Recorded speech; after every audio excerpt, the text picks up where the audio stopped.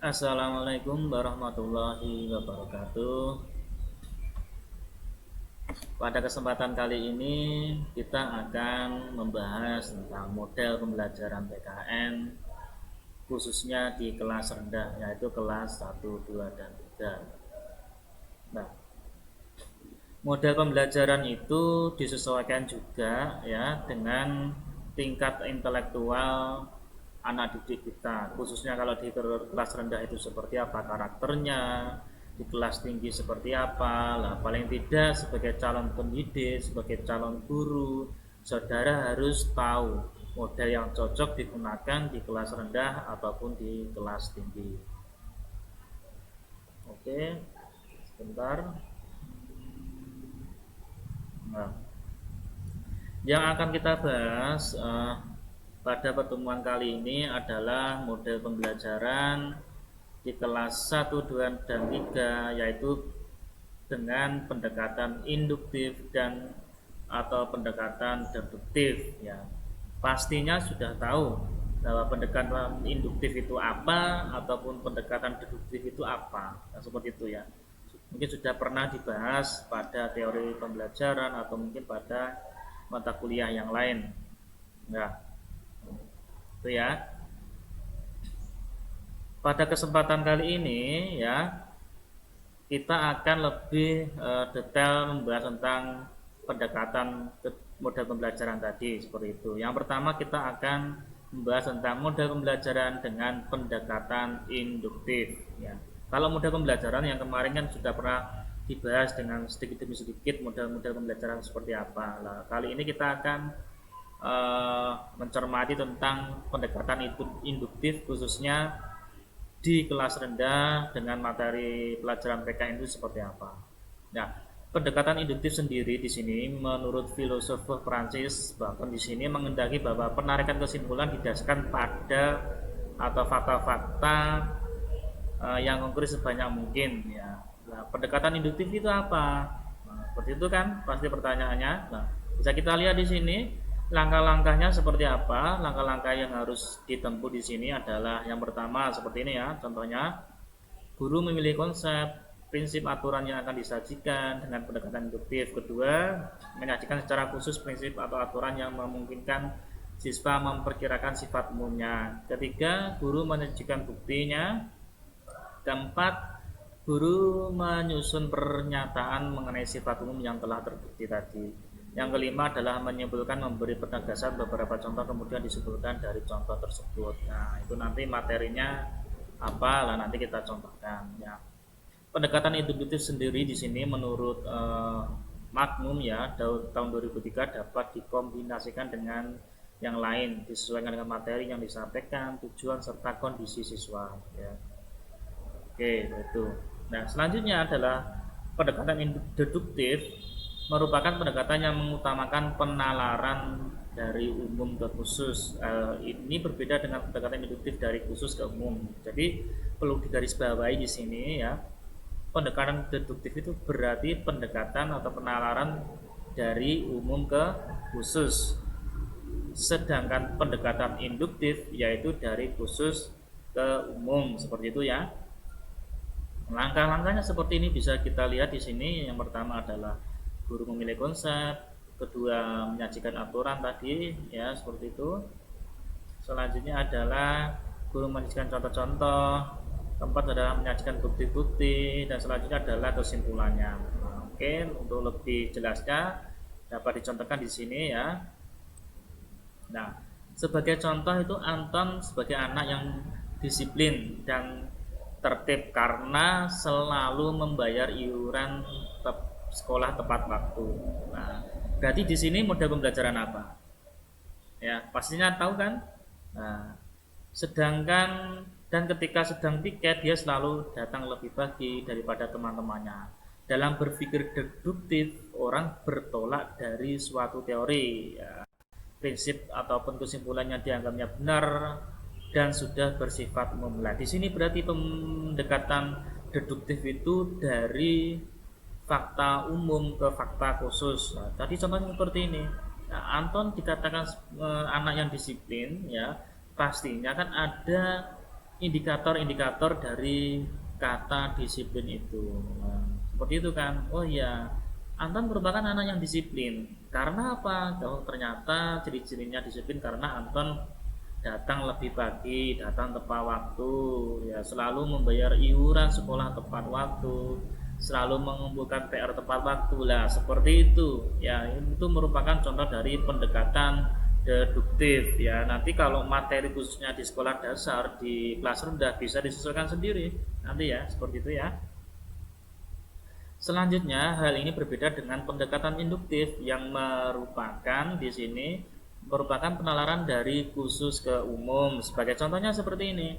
Ali datang ke sekolah terlambat, tidak pernah mengerjakan PR dan tidak pernah melaksanakan piket seperti teman-teman yang lain. Nah, karena itu Ali disebut eh, apa namanya anak yang bagaimana. Nah, jadi ciri-cirinya dulu disebutkan ya, ciri-cirinya atau indikatornya ini. Nah, berarti nanti baru ujungnya, oh ternyata dari seperti itu, dari contoh-contoh itu Ali merupakan anak yang pemalas. Nah, contohnya seperti itu ya.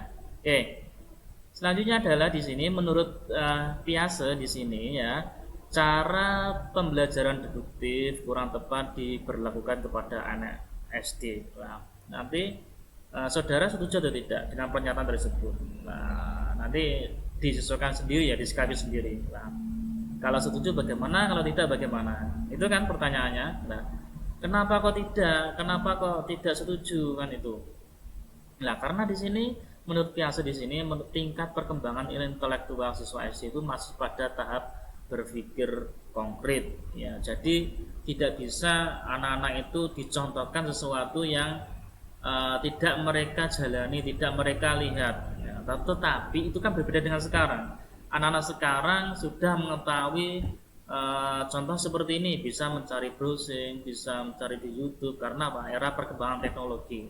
Guru hanya mengatakan ini, nanti mungkin anak-anak pengen mencari informasi yang dikatakan guru tersebut. Nah, karena itu mungkin teori-teori ini berjalan relevan dengan keadaan sekarang atau tidak. Nah, itu ya seperti itu ya, nanti disikapi sendiri. Oke, dalam memahami sesuatu konsep, ya siswa SD perlu diperkenalkan pada contoh-contoh yang bersifat nyata. Nah, kalau ini memang setuju. Karena apa?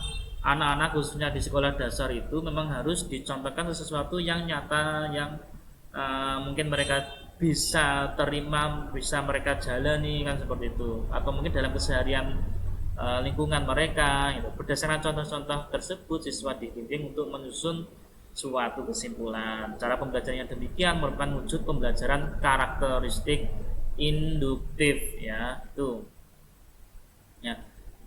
Oke.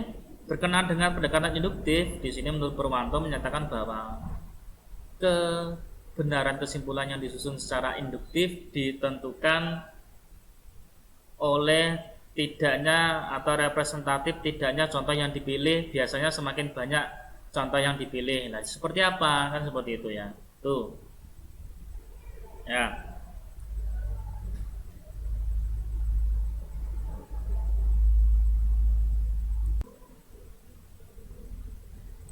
Oke, kita lanjut di sini ya, bahwa tadi sudah dicontohkan ya, sekarang bisa dilihat kembali bahwa contohnya seperti ini ya pada pembelajaran di kelas 1.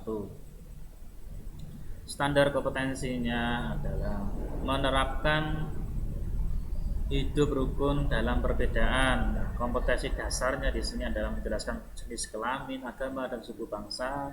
Yang kedua adalah memberikan contoh hidup rukun melalui kegiatan di rumah dan di sekolah. Nah, pertemuan pertamanya bagaimana di sini langkah-langkahnya ya.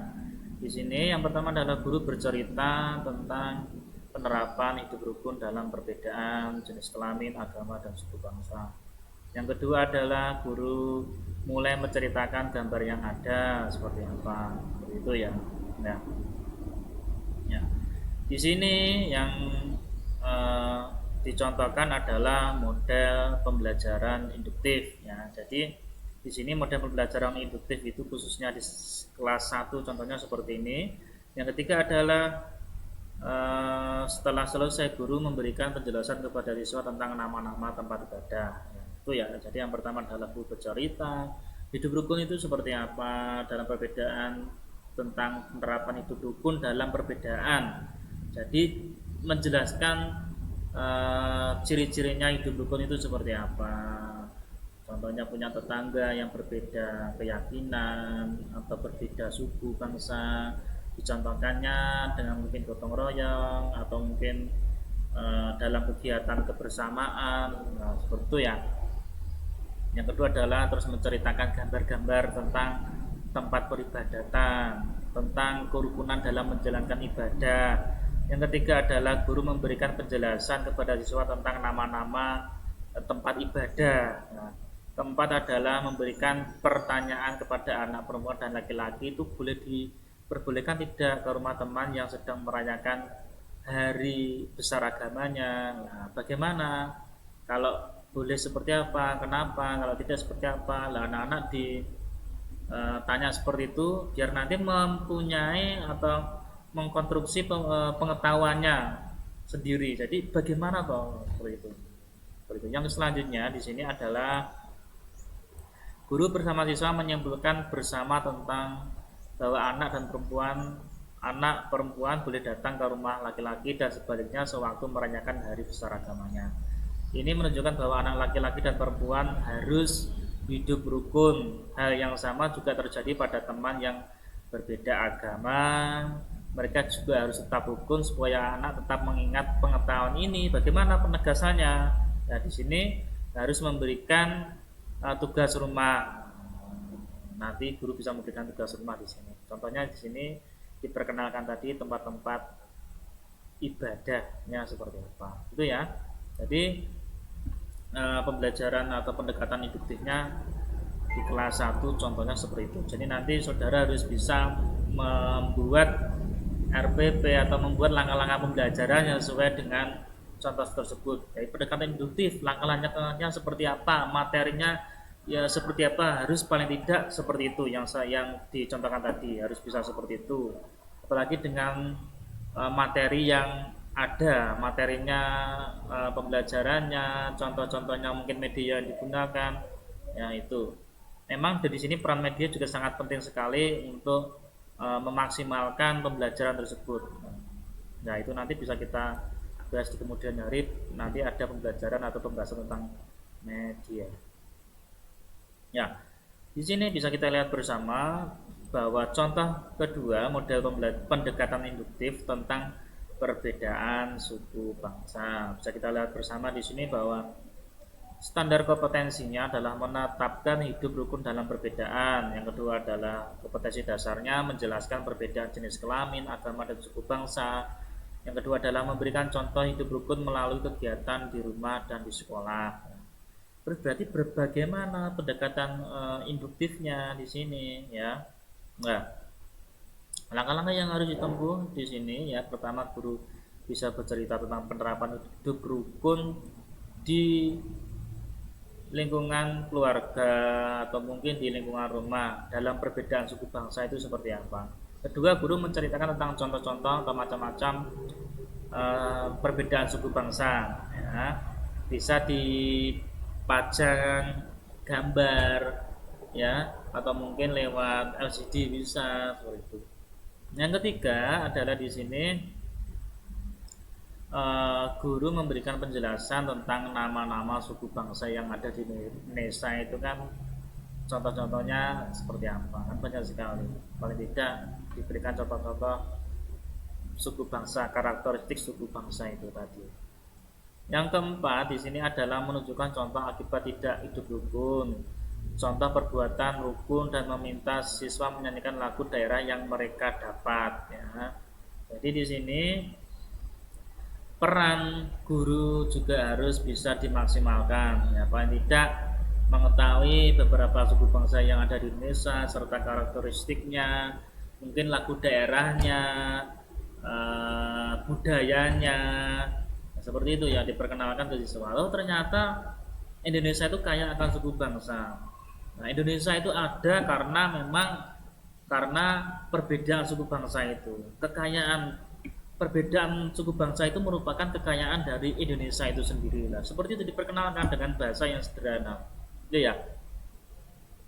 Selanjutnya, kelima adalah guru bersama siswa membuat atau menyimpulkan dari contoh-contoh gambar seperti lagu, nyanyian, menolong teman, dan lain-lain. Guru membuat penegasan bahwa kita itu wajib rukun dengan siapa saja, baik itu laki-laki maupun perempuan, maupun lain agama, maupun lain suku bangsa. Dan di sini guru dapat menegaskan akibat jika kita tidak hidup rukun, itu nanti ruginya apa, dan apabila kita hidup rukun, keuntungannya apa? Lah bisa saja dibuat tugas kelompok, membuat clipping tentang ragam budaya yang ada di Indonesia. Nah, seperti itu bisa kan? Ya. Jadi ada medianya. Anak-anak bisa diarahkan untuk bekerja sama. Ya, contohnya kelompok A membuat ragam budaya tentang suku bangsa apa, yang B suku bangsa apa. Nah, di situ anak-anak nanti akan berkreasi membuat apa namanya suku bangsa itu mengekspresikan atau membuat ciri-ciri suku bangsa itu. Karena itu anak-anak akan tahu lah nanti seperti itu ya. Nah di sini, nah contohnya di sini ya.